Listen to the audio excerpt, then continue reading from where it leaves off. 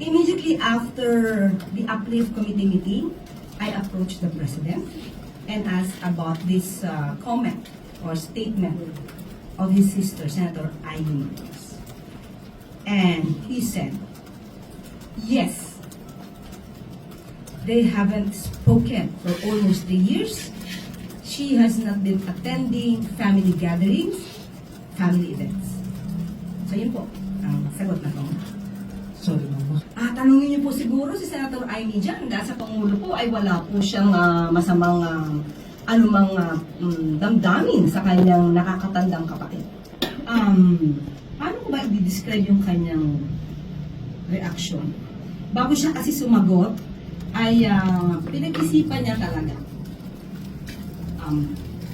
Sa aking paningin, sa kanyang body language, ay disappointed siya sa kanyang nadidinig ng mga salita mula sa kanya.